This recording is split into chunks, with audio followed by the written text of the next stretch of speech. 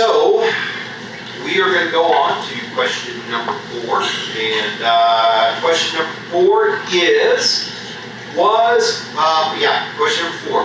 Was Mary unable to recognize Jesus after his resurrection because he was in his glorified body?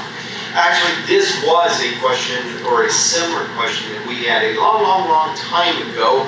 And so on our YouTube playlist, it's actually way up there. And so, but this is going to be a little bit different. The question a long time ago was about Mary Magdalene not being able to recognize Jesus. Why was that the case? This is a little bit different, just simply because he was in his glorified body. And so, when Jesus was resurrected, he was in his glorified body. And Mary Magdalene didn't recognize him. And so, the question is, was that the reason why? And so, kind of looking at this, as a matter of fact, we're going to be looking at John chapter 17, starting out with, John chapter 20, verse number 17 is where this is at. And to give you kind of a little bit of a rundown of what is going on in this passage of Scripture. In John chapter 19, Jesus was crucified and he was buried. And then in chapter 20, what we see is that very early on first day of the week, we see that Mary Magdalene and some other women went to the tomb. The reason why they were going to the tomb is because before Jesus was buried, and it was a very quick burial to get that done for the Sabbath day. And so they really didn't have time to prepare Jesus' body for burial. And so they were coming back now that the Sabbath is over and trying to finish this job. And so probably when they left, they were sitting at it was dark, and then as they're getting to the tomb, the sun is up. And as they get to the tomb, they notice the stone is rolled away. And so they go inside and they don't notice anyone in there. And so they come running out and they're approaching Peter and John. Peter and John are also on the way, but they are behind Mary and the other women. And so Mary leaves and kind of goes ahead to get them. Mary comes to Peter and John, tells them what's going on. And so Peter and John take off running toward the tomb. John evidently was a faster runner than Peter because he made it there first. And then as he was outside of the tomb, just sitting there looking inside, Peter comes up, they both go in, and as they go in there, what they see is the strips of cloth that are there in Jesus' head, and the burial cloth, and the strips of linen that were there. And they still do not understand that Jesus was indeed to rise from the dead. And so they leave. And as they leave, Mary Magdalene is approaching. And as Mary Magdalene is approaching, she now looks inside the tomb, or looks inside the tomb. And as she looks inside the tomb, she sees the 2 angels that are seated there. One head, one foot.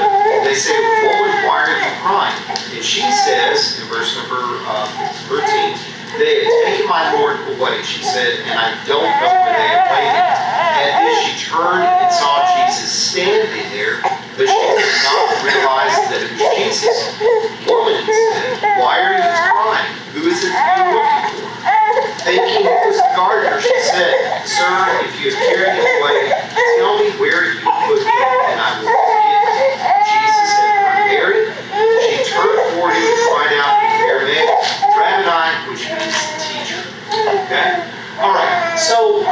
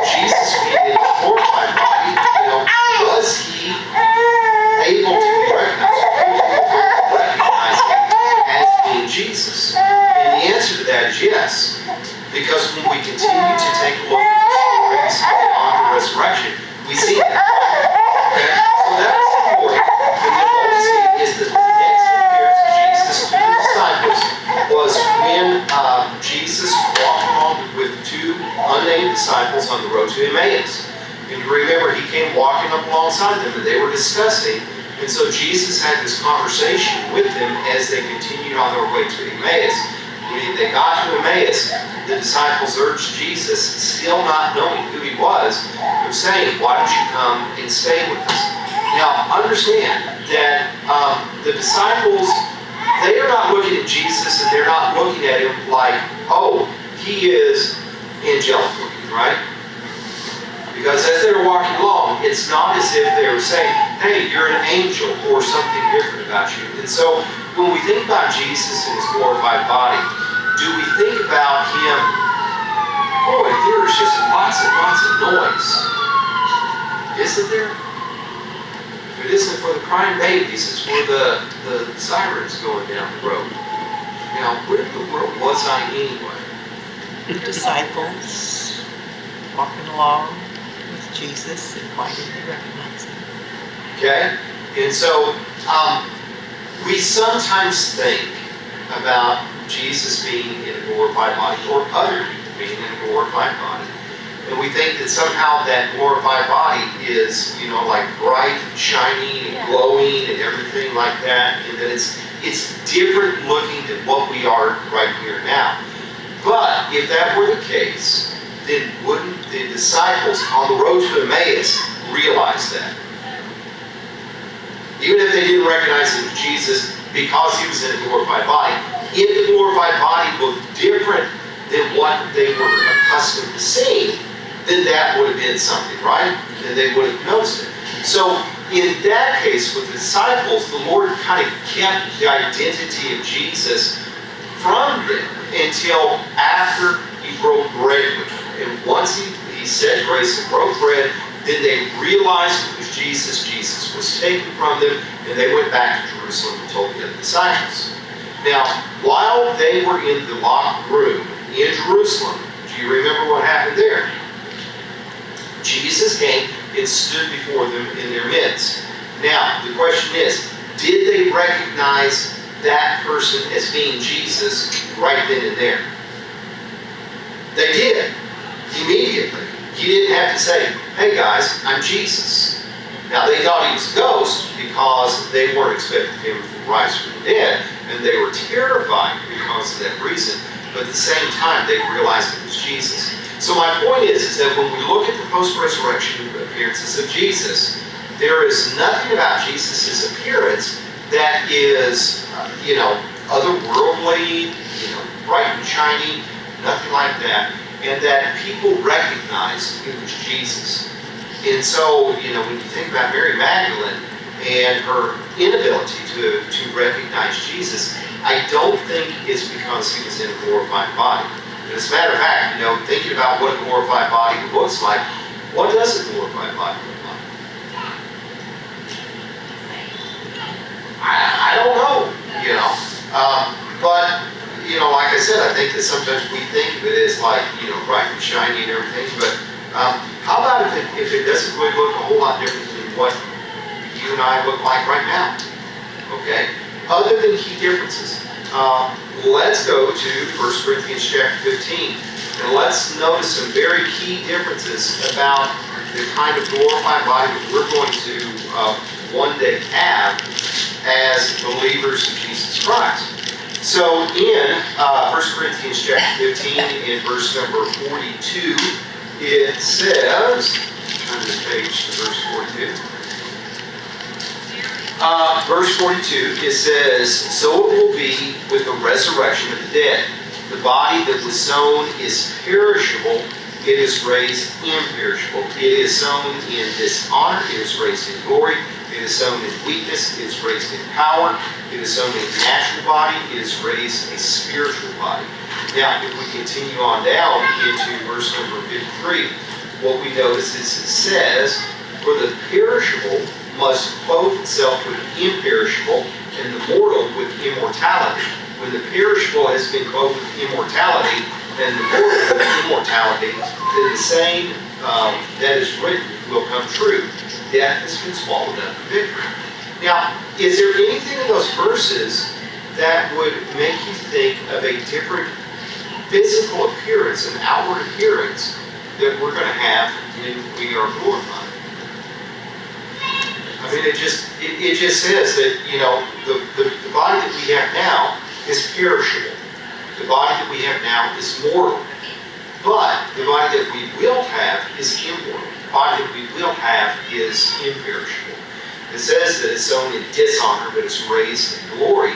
But, you know, when you think about dishonor and glory, that doesn't necessarily have to be a physical appearance, does it? I mean, what makes us dishonorable right now? Sin. Our sin. And so when we're raised in glory, what is that going to be? What's going to be when we're raised in honor? We won't have sin. Right? Okay. And so I don't know what we're going to look like in our glorified bodies. My hope is that, you know, I'm better looking than I am now. But more than likely, it will just simply mean that I don't realize that all of that doesn't matter. Okay? And so when Mary saw Jesus, I do not think that Jesus was bright, shining, glowing, and that's the reason why she did not recognize him as being Jesus. I think that a couple reasons why Mary did not recognize him as being Jesus is, number one, what she expected to see. Okay? What did she expect to see? Well, going back to John chapter 20, this is what we see Mary was expecting. When we see in verse number 2, when she came running to Peter and the other disciple, to the one Jesus loved, happened to be John, she said, "They have taken the Lord out of the tomb, and we don't know where they have put him." So understand, when Mary was running to Peter and John, she was not running to Peter and John saying Jesus is resurrected, right? What is she going to tell Peter and John? Why is she in such a hurry? Somebody took him. They've stolen the body of Jesus. I mean, that is what's on her mind. That's what's on her concern. And so when Simon Peter and John go running off to see what's going on, you know, they look, they see the empty tomb, they leave, and Mary comes back up, right? And what is still probably on her mind? Jesus is gone. His body's gone. Where is Jesus' body? Right? And so here she sees the two angels in the tomb, and they just say, "Why are you crying?" And she doesn't stop and go, "Hey, you guys are angels, right? You know, why are you crying?" And so she tells them something, and what she says, "They've taken my Lord away." So see, that's in her mind already. Okay? And, you know, sometimes when something is just in your mind, it's there. I mean, you probably experienced that yourself. You know, you walk into something and you expect to see something, you know, and there is something entirely different than what you think you see. You know, sometimes your mind just kind of plays tricks on you, and you just kind of get thrown for a loop. You know, it's kind of like, have you ever had a glass and you thought it was water and it wound up being a soda or something like that, you know, and you took a drink of it and it's like, it's funny, it tastes of water. Oh, it's because it's not water at all, right? Okay. And so when Mary is looking in the tomb and she is seeing, and maybe the reason why she's not thinking, hey, these guys are angels, is because she's concentrating on where is Jesus' body. And she's crying. And so, you know, she's got that going on too. And so as she is turning to where Jesus is, then, you know, you can kind of see that she's just kind of going back and forth. And that's the reason why she doesn't recognize Jesus until Jesus says, "Mary." And then she turns to him and realizes that it really is Jesus. Now, it could be that God was keeping the identity from her like he did the disciples on the road to Emmaus. It doesn't say that, but it seems more possible to me that because it was just such an immediate thing, that it was just something that was going on within her mind. Okay? Yeah, well, she still thought he was dead. She didn't, she wasn't thinking he would be standing there. Right. Until all of a sudden she realized it. Okay, yeah. Right. And that must be quite a shock. Yeah. A good shock. Another layer that I've heard people say before is that she's just super emotional. Like whenever you see somebody not expecting to see them there and you're super emotional if you don't. click. I agree with that. Be a perfect place to put in a misogynistic joke, but I won't do that. What you saying that reminds me of whenever Quentin built our bed, and I thought it was shelves for the church. There you go. He put it together as a bed on our garage floor, and I said, it looks like a bed, but how is it going to mount to the wall? Because he surprised me with our bed, and under the guise that they were building those shelves. And so he put it together, and I was like, your dad, how'd you raise dad's plans? Yeah? How is this going to fit? There's no openings. Chloe, I made a bed. Yeah, I know, it looks just like a bed, but how is it going to mount to the wall? It was her Christmas present, and, Quinn we were talking, hey, how am I going to build a Christmas present without her realizing it? And I said, at that time, we were wanting to build shelves back there. And so I just said, it's real easy. Just say that you're working on those shelves.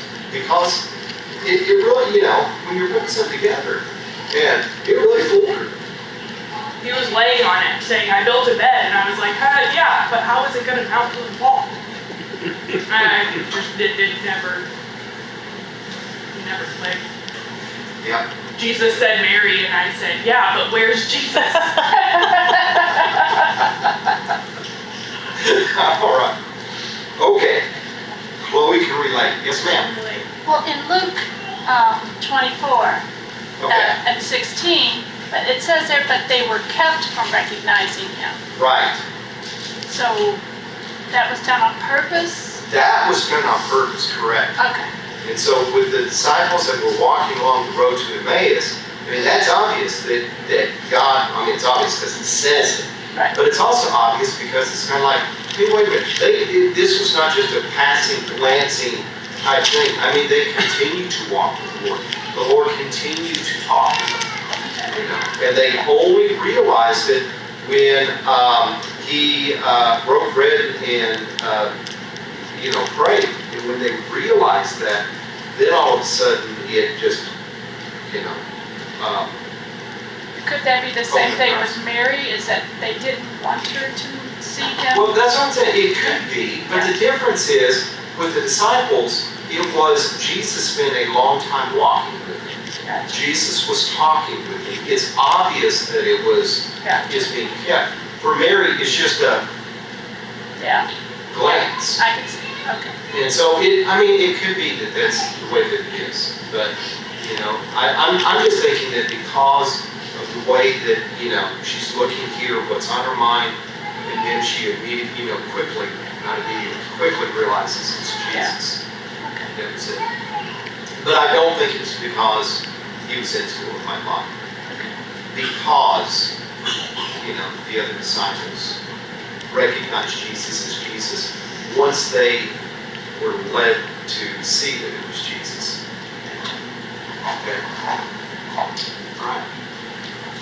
All right. Anybody else got questions on that one?